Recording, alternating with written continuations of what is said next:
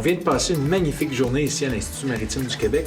On a été sur l'eau toute la journée, mais maintenant, pour terminer, on va aller sous l'eau.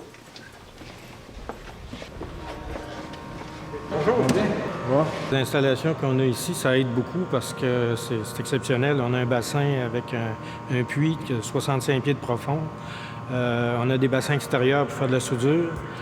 Les étudiants, on a des séquences de plongée qu'on fait au quai à Rimouski dans l'eau de mer. C'est important qu'ils plongent dans l'eau de mer parce que c'est différent de l'eau douce. Donc, ils voient les conditions, ils voient c'est quoi de la vague.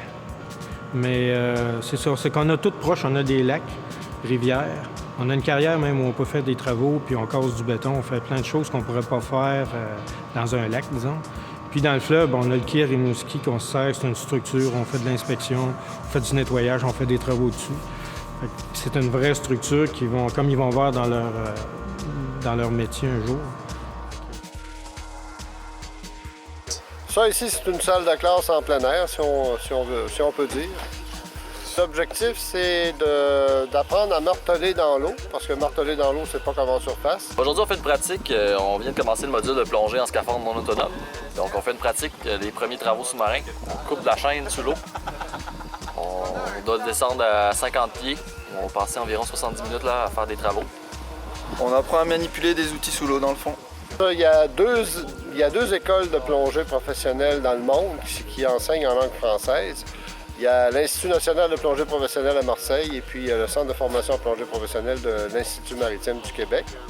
Nous, ici, notre particularité, c'est qu'on forme des plongeurs, c'est-à-dire complets, pour des plongeurs à l'air, j'entends. D'accord? Donc, leur limite de profondeur, c'est 50 mètres.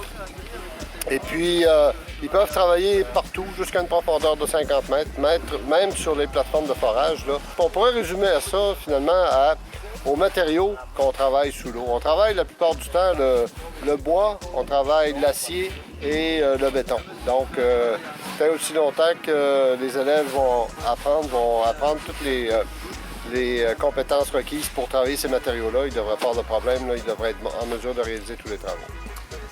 On est assistant pour les plongeurs, donc les plongeurs sont au bout de l'ombilic. On a donc tous les câbles de communication, le câble d'air qui va jusqu'au plongeur et jusqu'au poste de plongée aux réserves d'air. Et puis notre rôle, c'est d'être en contact permanent par ce lien-là avec le plongeur. Donc on peut avoir des signaux de ligne qui correspondent à différents messages. Qu'est-ce qui est le fun? Personnellement, faire quelque chose qu'il y a bien des gens qui font tous les jours à la surface, mais se donner le défi supplémentaire de le faire sous l'eau.